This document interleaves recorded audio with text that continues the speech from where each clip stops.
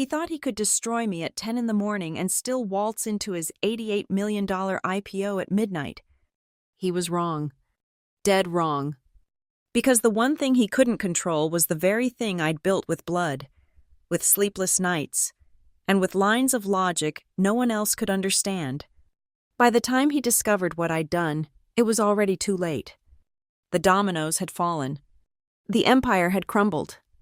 And I was sitting in my Austin apartment, bourbon in hand, listening to jazz while his world burned to ash. My name is Lena Dawson, and at 10:05 a.m. on a Tuesday, that should have been ordinary. Ethan Caldwell destroyed 5 years of my life with a single sheet of paper. The performance review landed on the conference table with the kind of casual violence only privilege can afford.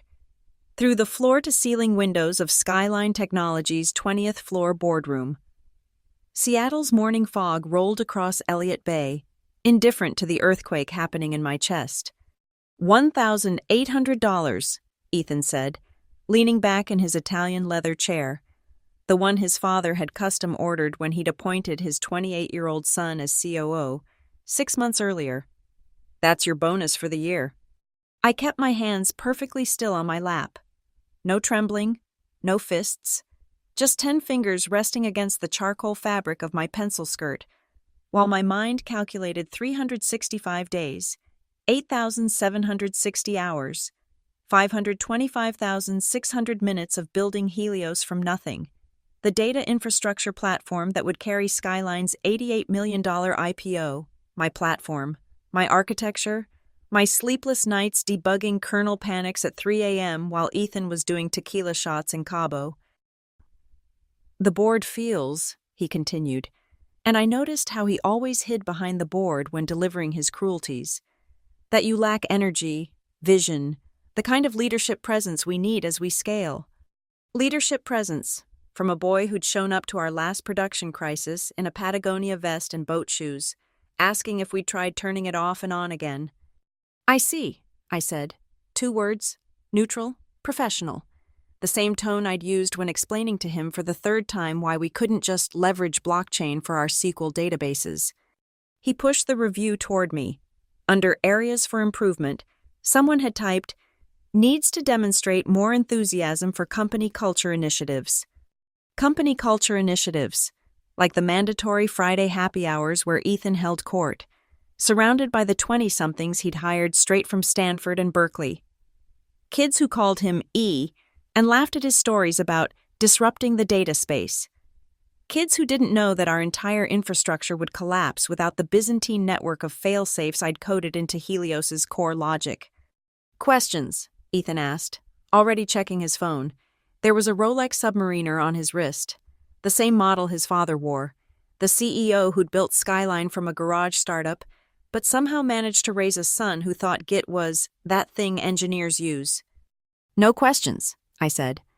He looked up, perhaps surprised by the absence of fight. The other senior engineers had argued. Marcus had actually slammed his fist on this same table, but I just sat there, memorizing every detail, the smirk playing at the corner of his mouth, the way his Yale-class ring caught the morning light, the faint smell of his cologne that probably cost more than my monthly car payment. Great, he said, standing. Oh, and Lena, we're bringing in Sienna Brooks to shadow you for the next few weeks, just to inject some fresh perspective into the infrastructure team. Sienna Brooks, 25 years old, a project manager whose main qualification was her ability to create gorgeous slide decks and use the word synergy without irony. Of course, I said. As I stood to leave, Ethan called out, Hey, no hard feelings, right? It's just business. I turned at the door, gave him the smile I'd perfected over 5 years of being the only woman in rooms full of men who thought explaining their own mistakes to me was mentorship. Just business, I agreed. Walking back to my desk, I passed the wall of framed press clippings celebrating Skyline's journey toward IPO. In 3 months, Operation Genesis would launch, and Ethan would ring the opening bell at the New York Stock Exchange. His father would clap him on the shoulder. The board would toast their golden boy. I sat down at my workstation, pulled up the Helios documentation, and navigated to Section 5.2b, the clause I'd written 18 months ago, buried in the technical specifications where no one ever looked. My fingers hovered over the keyboard. They wanted to give me $1,800 for Helios. They were about to learn what it actually cost. The resignation letter took me 12 minutes to write. One paragraph. No explanations, no bridge burning, no satisfaction for the vultures who'd gather around the coffee machine tomorrow morning, dissecting my departure. By 3:30 p.m., I was standing in HR, watching Patricia scan my badge one last time. "Are you sure about this? Lena, with the IPO coming up? The timing seems—" "Personal reasons," I said, keeping my voice steady. "Family situation." She nodded, relieved to have a box to check. No exit interview needed for personal reasons. No messy questions about why their lead infrastructure engineer was walking away 3 months before the company's defining moment. I packed my desk methodically, the rubber duck I used for debugging sessions, the coffee mug with a faded Linux penguin, the photo from the Helios launch party, back when we still believed we were building something together. I left the company swag the hoodies, the water bottles, the laptop stickers proclaiming, "Data is the new oil." But before I walked out, I had one last gift to leave behind. I logged into the architecture repository, navigating to the Helios core documentation. My fingers moved with surgical precision, activating protocols I'd laid like tripwires 18 months ago. Not malicious code, I wasn't some vindictive hacker, just simple, elegant logic that enforced what was already there, IP Clause 5.2b. Any proprietary logic developed by an individual contributor requires explicit sign-off from the original author before production deployment. It had passed legal review without a whisper. Why would they question it? It was standard IP protection, the kind of boilerplate that fills thousands of enterprise contracts. Diana Cole herself had stamped it approved, probably while rushing to make her tea time at the country club.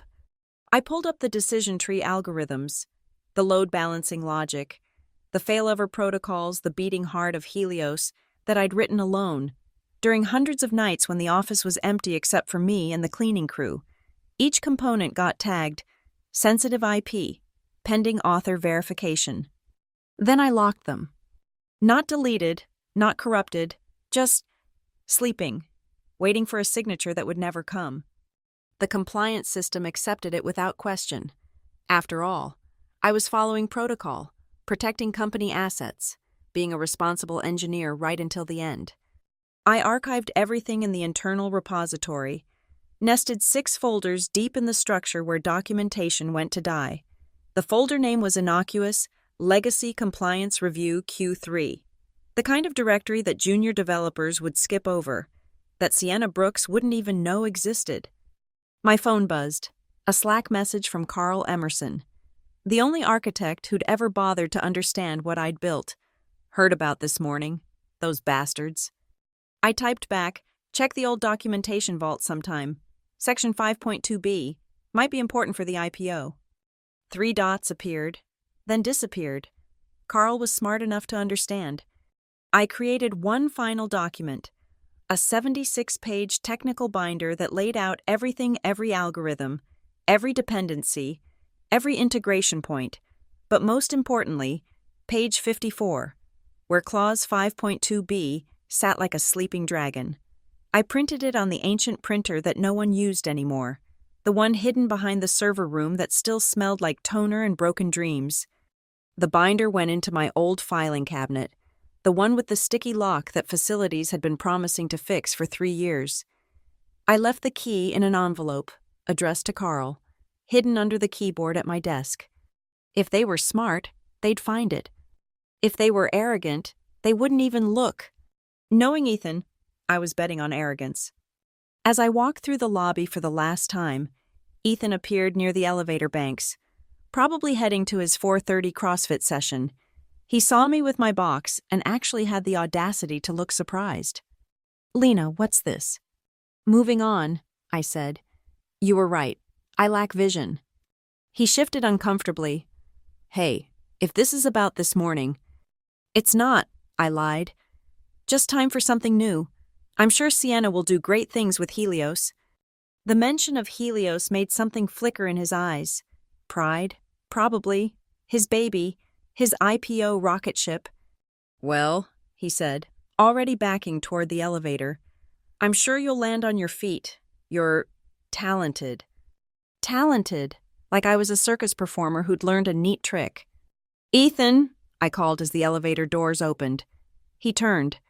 "Make sure someone reviews all the documentation before the IPO, especially the compliance sections. You know how the SEC can be." He laughed. "That's what we pay legal for." The doors closed on his grinning face. In the parking garage, I loaded my box into my 10-year-old Honda, the one Ethan had once called adorably retro at the company picnic.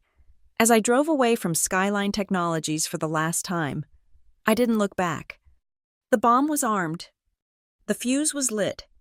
And Ethan Caldwell had no idea he was standing at Ground Zero, Operation Genesis. Even the name made me want to laugh as I scrolled through the leaked Slack screenshots my former colleague Marcus sent me. Ethan had unveiled it 2 weeks after my departure, standing in the all-hands meeting like a discount Steve Jobs, black turtleneck and all. "We're not just going public," he'd declared, according to Marcus's transcript. "We're birthing the future of data infrastructure. Genesis isn't an IPO, it's a revolution." A revolution led by Sienna Brooks, who'd been promoted to integration lead before she'd even figured out how to SSH into a server. Her LinkedIn updates were pure gold. Thrilled to be spearheading the technical convergence for Skyline's transformative market entry. Technical convergence. She meant copying and pasting my runbooks. From my apartment in Austin, I'd moved 1,500 miles away to watch the fireworks from a safe distance. I monitored their progress through a beautiful network of former teammates who kept me informed, not out of loyalty, necessarily, but out of the mordant fascination that makes people slow down for car crashes. Week 1 of Operation Genesis, Ethan hired a consulting firm, McKinsey kids in their first real jobs, armed with PowerPoints about optimizing technical synergies and leveraging core competencies. They billed $300,000 to tell Skyline what I'd been saying for years: the infrastructure needed redundancy. Week 2. Sienna discovered the Helios documentation. Marcus sent me a screenshot of her Slack message. "Found all the docs. Everything's been handed off super clean." Clean handoff. She'd seen what she wanted to see: folders full of technical specifications, architectural diagrams, API documentation. She hadn't noticed the warnings, the red flags in the compliance system, the fact that every critical component was tagged pending logic owner sign-off. Why would she? In her world, warnings were just noise, something the doom and gloom engineers worried about while visionaries like Ethan built the future. Week 3 brought the first team celebration. They'd successfully run Helios in the staging environment. Ethan sent a company-wide email with the subject line, "Genesis is alive." Marcus forwarded it to me with a single comment: "They're running your Sunday test build from 6 months ago." I was sitting in a coffee shop on South Congress, watching Austin hipsters argue about cryptocurrency, when the photo arrived: Ethan and Sienna, champagne glasses raised, standing in front of a whiteboard covered with my architectural diagrams. Someone had added a motivational quote in purple marker: "Move fast and break things." They had no idea how prophetic that would be. The consultants created a 100-slide deck about market readiness. The marketing team launched a campaign, "Skyline Where Data Meets Destiny." The sales team pre-sold millions in contracts based on capabilities that existed only in my locked algorithms. And through it all, not one person opened the compliance system. Not one person checked the warnings. Not one person wondered why the production deployment checklist had a hold on it. Week 4. Carl found something. Marcus sent me the message thread. Carl: "Hey, did anyone review the IP compliance for Helios?" Sienna: "Legal signed off months ago, all green lights."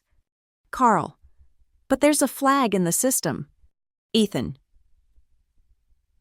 "Carl, buddy, appreciate the diligence, but we've got 3 firms confirming we're IPO ready. Let's not create problems where there aren't any."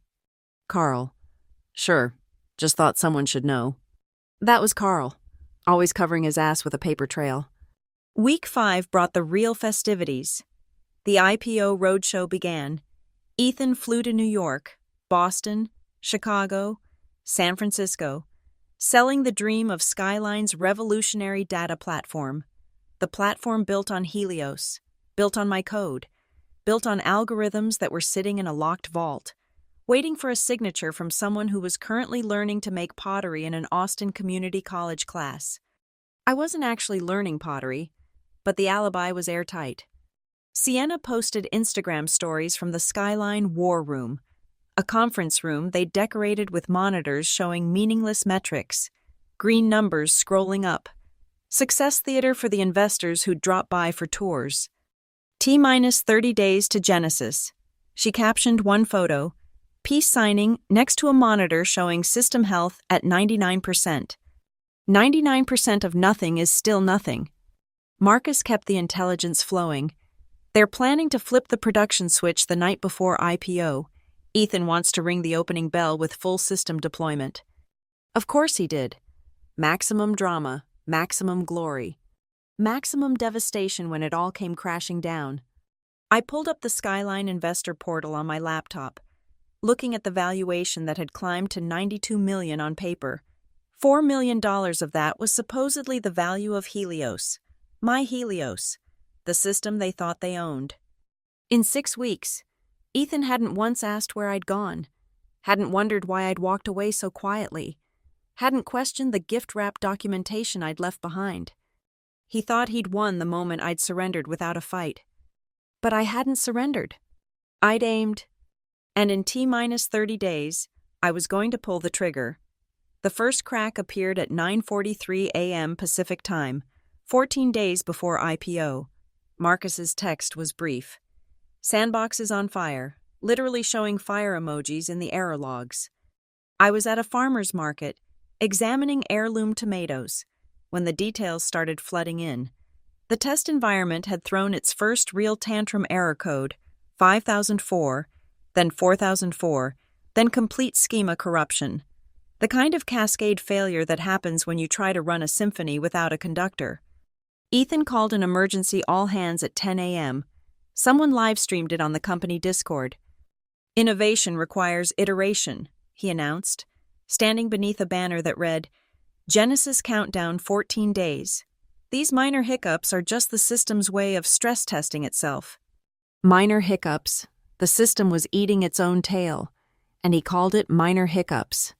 Sienna's solution, according to my sources, was magnificent in its stupidity. She tried refreshing the browser.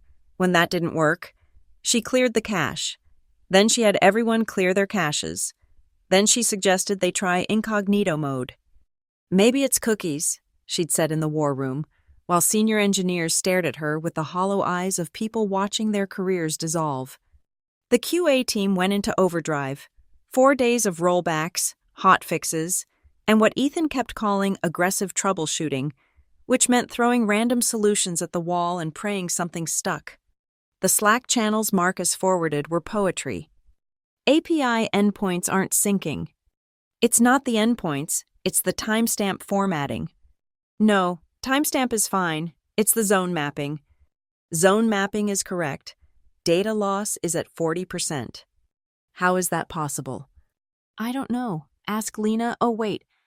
That last message was deleted within seconds, but Marcus caught it. By day 3 of the crisis, they'd brought in the expensive consultants. Not McKinsey this time, actual engineers from a firm that specialized in disaster recovery.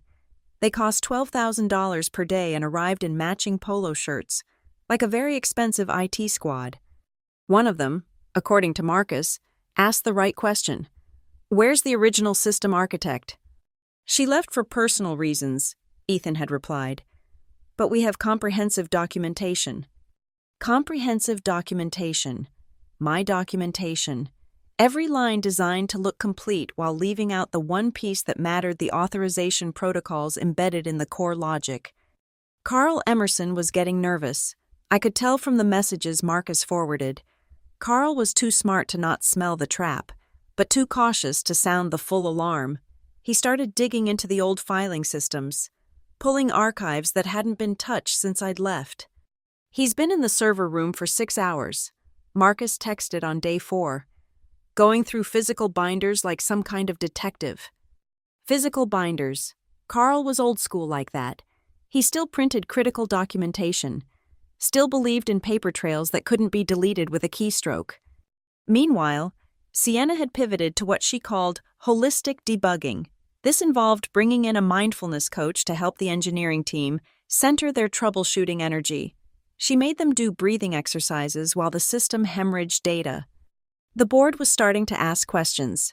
The VCs who'd pumped $40 million into Skyline wanted to know why their due diligence calls were being postponed.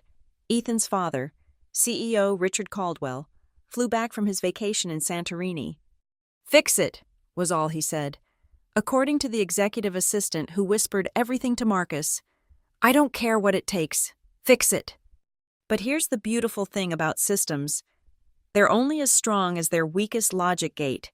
And I hadn't just hidden one gate, I'd hidden dozens, each one requiring my personal cryptographic signature to unlock. They could rebuild the entire platform from scratch faster than they could untangle what I'd done. Not that they knew that yet. By day 5, desperation set in. They tried rolling back to versions from 6 months ago. The ones I'd mentioned were Sunday test builds, but those versions referenced dependencies that no longer existed, libraries that had been deprecated, databases that had been restructured. "It's like the code is fighting us," one engineer had written in Slack at 2 a.m., not knowing how right he was. The consultants delivered their preliminary report on day 6, Systemic Architectural Dependencies on Deprecated Authorization Protocols. In English, someone had locked the doors, and they didn't have the keys. Ethan's response was to order pizza and energy drinks, to keep everyone in the office for a sprint to victory. He walked the floors in his all-bird sneakers, clapping shoulders, spouting nonsense about how pressure makes diamonds. Pressure also makes pipes burst. Carl found the binder at 4:15 p.m. on day 7. I know the exact time because he texted Marcus immediately. "Jesus Christ, she documented everything. Everything except how to fix it." The 76 pages might as well have been my confession and my alibi all at once. Yes, I'd built Helios. Yes, I'd protected it with IP protocols. Yes, I'd followed every single compliance requirement to the letter. And yes, they were completely, utterly, magnificently screwed. Carl photocopied page 54 and walked it straight to legal. The fire emojis and the error logs were about to become very, very real. The binder sat on Diana Cole's desk like a 76-page grenade with the pin already pulled. I knew because Marcus had a friend in legal who sent him a photo, Diana's perfectly manicured finger tracking along line after line of my documentation, her expression shifting from confusion to comprehension to something that looked remarkably like fear. Carl had done more than just deliver the binder. He'd attached his own analysis, 12 pages of CYA documentation proving he'd raised concerns weeks ago. The subject line of his memo was Surgical Critical IP Compliance Violation, Helios Platform. Diana called an emergency legal review at 6 p.m. The attendees, according to my source, Diana, 2 senior counsels, the head of compliance, and a very expensive outside attorney they'd video-conferenced in from New York. Not Ethan. Not yet. They went through the binder page by page, the flowcharts showing how every critical function routed through my proprietary algorithms, the API documentation with my name on every commit, the migration schemas I'd designed at 3 a.m. while the rest of the team was sleeping off their happy hour hangovers. And then, page 54. "This can't be enforceable," one of the junior counsels had said. "She was a full-time employee. Work product doctrine should apply." Diana's response was captured in the meeting notes that somehow found their way to my inbox. She explicitly carved out her pre-existing algorithmic work. "We approve this. I personally approve this." The outside attorney was blunter. "You gave her a loaded gun and then fired her. What did you think would happen?" They pulled the original employment contracts, the IP assignments, the compliance frameworks. Everything confirmed what I already knew. I'd followed every rule, checked every box, created an airtight legal framework that gave me ownership of the beating heart of Helios. Can we reverse engineer it? Someone asked. In 2 weeks, Diana laughed, but there was no humor in it. We'd need 6 months minimum, and that's assuming we could find engineers who understand her logic. Her logic, like I'd written in hieroglyphics instead of code. But that was the thing about elegant solutions, they looked simple until you tried to recreate them. Like watching a master chef make soufflé and thinking you could do it yourself because you'd seen the steps. The meeting ran until 11 p.m. They ordered Thai food. They brought in coffee. They had someone from IT pull every commit I'd ever made, every document I'd ever touched. She's a ghost in this system, the IT analyst said. Her code is everywhere. It's like architectural DNA. At 11:47 p.m., Diana made the call everyone had been dreading. Richard Caldwell answered on the second ring, even from Austin. I could imagine him in his home office, the one with the oil paintings of old ships and the whiskey that cost more than my monthly rent. We have a problem, Diana said. According to the paralegal who was taking minutes, Lena Dawson owns Helios. The silence that followed was documented as CEO processing information, approximately 45 seconds. Then, get my son in here, now. Ethan arrived at 12:30 a.m., still in his gym clothes from what was supposed to be a celebratory late-night workout with his CrossFit bros. He walked into the conference room with the confidence of someone who'd never faced real consequences. It took Diana exactly 5 minutes to destroy that confidence. She placed the binder in front of him, opened to page 54. Did you review this before deploying Helios? That's what I have you for, Ethan said, still trying for cocky. This clause requires your signature, your personal authorization to use Lena Dawson's proprietary algorithms. Did you sign anything? She worked for us. We don't need. Did you sign anything? Ethan's jaw worked. She left. She abandoned the project. Carl, who'd been silent until now, finally spoke. She documented everything, every algorithm, every dependency, every integration point. She left us the complete blueprint. Then what's the problem? Ethan's voice cracked slightly. Diana pulled up the compliance system on the conference room monitor. Red warnings cascaded down the screen like digital blood. Unauthorized IP deployment detected. Production launch blocked. Pending owner verification. SEC compliance violation risk critical. The problem, Diana said slowly, as if explaining to a child, is that we're 13 days from an $88 million IPO, and our entire platform is built on code we don't have legal permission to use. So get her permission, Ethan said. Buy her out, whatever it takes. Diana smiled, but it was all teeth and no warmth. With what leverage, she holds all the cards. We violated her IP agreement. She could sue us for the entire valuation. She could get an injunction tonight that would stop the IPO permanently. She wouldn't. You gave her a $1,800 bonus for building an $88 million platform. Then you fired her. What exactly do you think she wouldn't do? Carl slid a single sheet of paper across the table. It was a printout of my LinkedIn profile. Status: taking a sabbatical, learning pottery, living my best life. Under skills, I'd recently added intellectual property protection. The room went silent. Finally, Richard Caldwell spoke. Find her. Whatever she wants. Give it to her. But I wasn't interested in their money. I was interested in watching it all burn. The email arrived at 9:03 a.m. Central Time, composed with the kind of surgical precision that only comes from absolute power. I'd written it days ago, saved it in drafts, waiting for the perfect moment. Carl's discovery of the binder had started the timer. Diana's legal review had wound the spring. Now it was time to release the hammer. To Board of Directors, Skyline Technologies, CC, SEC Compliance Division, Legal Counsel, Ernst & Young, Audit Team, BCC TechCrunch, Wall Street Journal, Bloomberg Tech. Subject: Unauthorized use of proprietary logic. Helios Platform. 3 paragraphs. No emotion, No accusations, just facts. Paragraph 1. Reference to IP Clause 5.2b. Approved by Diana Cole on March 15, 2023. Establishing my ownership of pre-existing algorithmic work. Paragraph 2. Confirmation that I had never provided written authorization for production deployment of said algorithms. Paragraph 3. A simple request for immediate confirmation of whether Skyline Technologies had deployed Helios in any production or pre-production environment. I signed it with my full title, Lena Dawson, former Chief Infrastructure Architect, Creator and IP Owner, Helios Platform. The BCC to the media outlets was my insurance policy. They wouldn't publish without verification, but they'd start digging.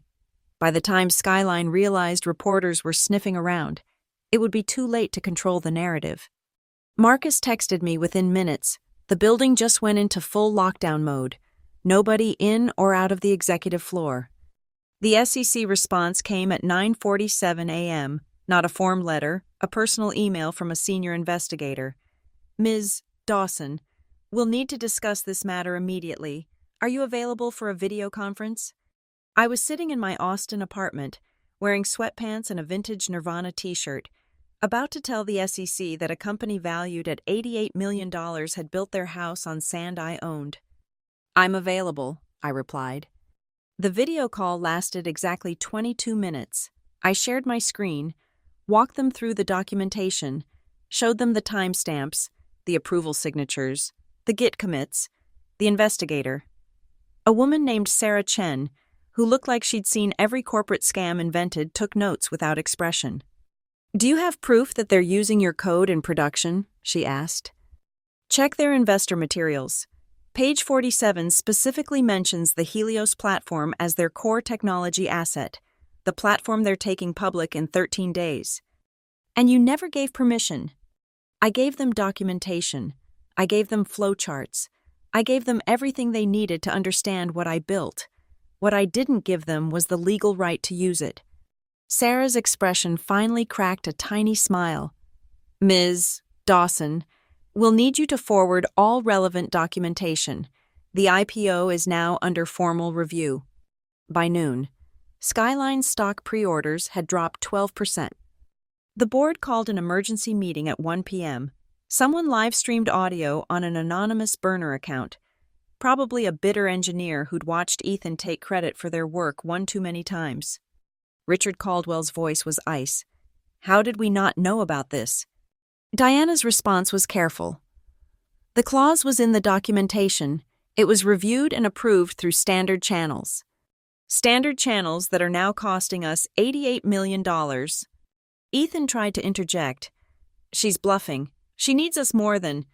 Shut up, Richard's voice cut through like a blade. You created this mess. You fired our most critical engineer over a $1,800 bonus. You put a 25-year-old marketing major in charge of our technical infrastructure. And now you want to tell me about leverage. Dad, it's Mr. Caldwell in this room, and you're done talking. The board voted unanimously to open settlement negotiations. Diana was authorized to offer me up to $10 million for retroactive IP licensing. $10 million. They thought they could buy their way out with $10 million. I sent back a one-line response, I'm not interested in money. The next offer came at 4 p.m., $15 million plus a board seat. I didn't even respond. At 6 p.m., Ethan himself called. I let it go to voicemail. Lena, it's Ethan. Look, we got off on the wrong foot. I know things ended badly, but we're all adults here. The company needs Helios. You built something amazing. Let's find a way to make this work. Call me back. We're all adults. The boy who'd played CEO with his father's money wanted to talk about being adults. I texted Carl. He left me a voicemail.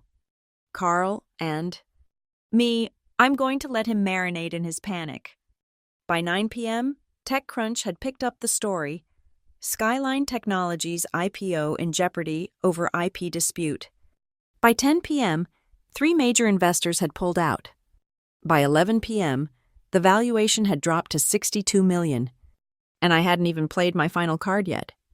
Because buried in Section 8 of my documentation, in a footnote that no one had bothered to read, was a small detail about the encryption keys, the ones that protected all of Helios's data flows, the ones that expired at midnight on IPO day unless renewed by the authorized IP owner. In legal terms, it was called a dead man's switch. In practical terms, it was checkmate. 11:04 p.m. Pacific Time, 56 minutes before the IPO was scheduled to go live on international markets. I was sitting in my Austin apartment, bourbon in hand, jazz playing softly through my speakers, Miles Davis. Kind of blue, because some moments deserved a classic soundtrack. My laptop showed 3 screens: the Skyline Investor Portal, the SEC filing system, and a terminal window displaying the Helios encryption countdown. 56 minutes until every data pipeline in their system locked permanently. The final board meeting was happening in real time. Marcus had planted a phone on speaker in an empty office next door, broadcasting the chaos directly to me. "The underwriters are pulling out," someone said. "Goldman just called. They won't touch this." "We can delay the IPO," another voice suggested.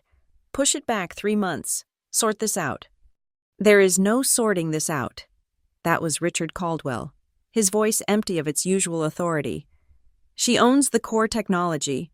Even if we settle, we'd be licensing our own platform from a former employee. The valuation would collapse." Papers shuffling, chairs creaking, the sound of expensive dreams dying. "Where's Ethan?" someone asked. "In his office," Diana replied. "He's been trying to reach Ms. Dawson for the last 6 hours.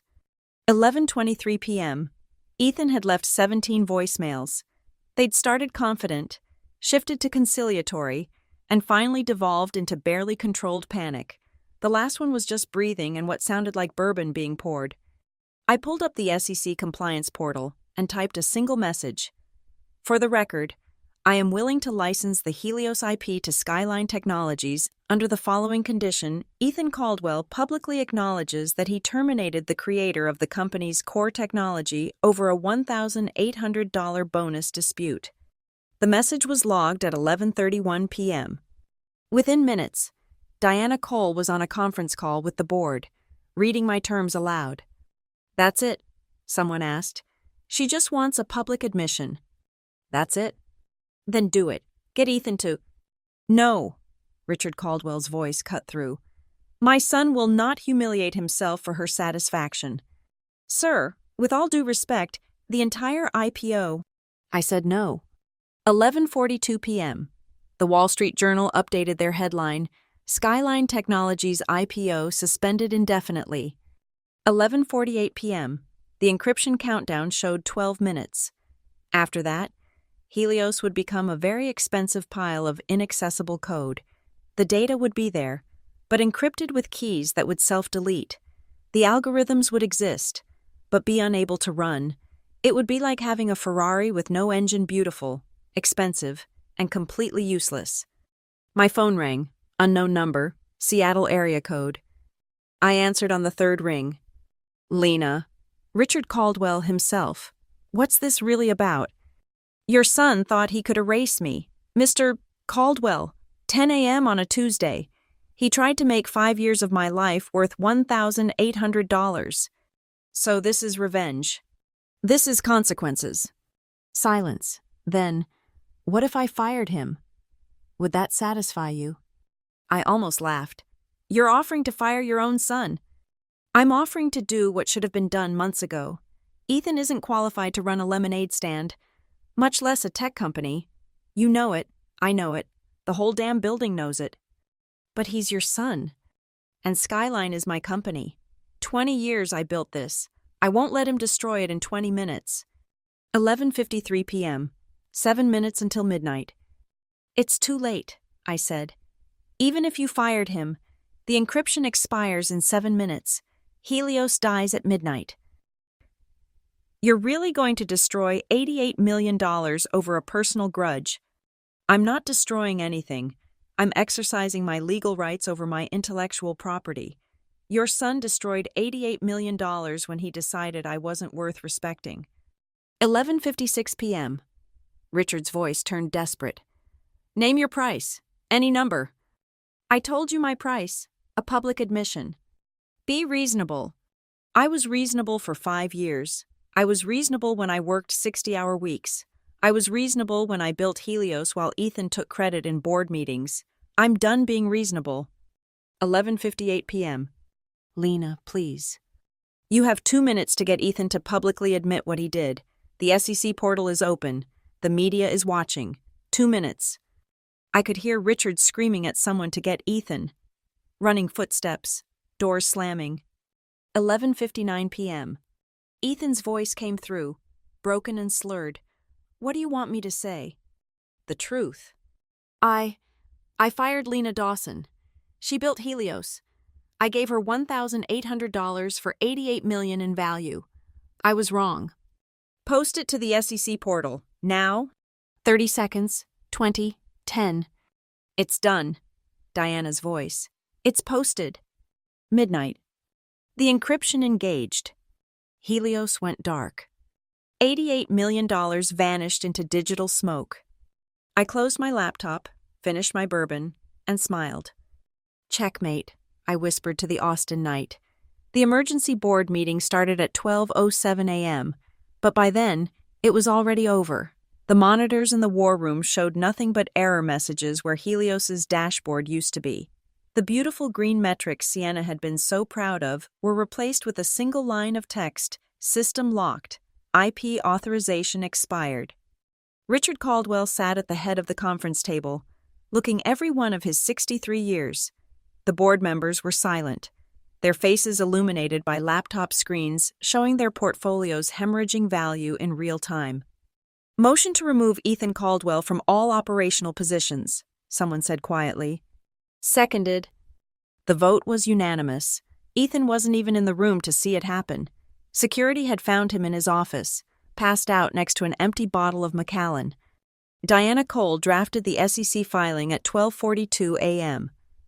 Skyline Technologies announces the indefinite suspension of its initial public offering due to critical infrastructure failures and ongoing IP disputes. The company is exploring all options, including potential bankruptcy proceedings. The Caldwell Family Trust, which held 43% of Skyline, lost an estimated $38 million in paper value by 1 a.m. By 3 a.m., the venture capital firms were calling in their loans. By dawn, Skyline Technologies was worth less than the furniture in their Seattle office. I watched it all from my apartment, not with glee or satisfaction, but with the quiet calm of someone who had finally balanced a very long equation. This wasn't about joy, it was about justice. Carl sent me a final message at 6 a.m. They're bringing in liquidators. The whole company is being sold for parts. Microsoft might buy the customer list. Amazon's interested in the office lease. And Ethan, I asked. Moved back in with his parents. His trust fund is frozen pending the lawsuits. 7 investors are suing him personally for misrepresentation. I made myself breakfast eggs over easy, sourdough toast, good coffee from a local Austin roaster. Outside my window, the city was waking up. Normal people heading to normal jobs where their work would be valued, or at least fairly compensated. My phone rang as I was washing dishes. Unknown number again. Ms. Dawson. This is Jennifer Walsh from Apex Ventures. We've been following the Skyline situation. I'm curious, would you be interested in discussing a CTO position? We're funding a new data infrastructure company, and we could use someone who actually understands how to build these systems. Send me the details, I said. I'll consider it. Can I ask you something off the record? Go ahead. Did you plan this from the beginning, the moment Ethan gave you that review? I thought about lying, about maintaining some plausible deniability, but there was no point anymore. No, I said honestly. I planned it 18 months ago when I wrote Clause 5.2b, because I knew that eventually, someone like Ethan would try to erase someone like me. I just made sure that when they did, they'd be using my rope to hang themselves. Jennifer laughed. Remind me never to undervalue you. That would be wise. After she hung up, I sat on my balcony with a fresh cup of coffee. watching the sun paint the Austin skyline gold. My phone buzzed with notifications, interview requests, job offers, LinkedIn messages from every recruiter in tech. I ignored them all. There was one last thing to do. I opened my laptop and navigated to GitHub, where I'd maintained a personal repository. With a few keystrokes, I uploaded the complete Helios codebase, every algorithm, every function, every elegant solution I'd crafted during those long nights. But this time, I released it under an open-source license, free for anyone to use, modify, distribute. The commit message was simple. Sometimes the best revenge isn't destroying what you built. It's proving that you could rebuild it better, anywhere, anytime. This is Helios, Unchained. Within an hour, it had 3,000 stars and 500 forks. Ethan would see it eventually. He'd realized that what he'd killed his company trying to steal was now free to anyone who bothered to look. That the $88 million platform he'd thought was his golden ticket was now worth exactly $0 on the open market. But more importantly, every developer who downloaded it would see my name in every file header, every commit, every comment. Lena Dawson, the architect who built the system that a whole company couldn't run without her. I closed my laptop and went back inside to plan my next move. Maybe I'd take that CTO position. Maybe I'd start my own company. Maybe I'd actually learn pottery just to make the LinkedIn update true. But first, I was going to enjoy this moment. The moment when David didn't just defeat Goliath, she made sure everyone knew exactly how she did it, so they could do it too. Justice doesn't always come in a courtroom. Sometimes it comes at midnight, in clean code and careful documentation. Sometimes it comes from knowing your worth and protecting it. And sometimes, just sometimes, it comes from letting them light the match that burns their own house down. Thank you all for listening to this story of corporate revenge and justice served cold. I'd love to know where you're listening from. Drop a comment below and let's connect. Don't forget to subscribe to the channel for more stories like this, and share your thoughts on what you would have done in Lena's position. Did she go too far? Or did Ethan get exactly what he deserved? Let me know in the comments.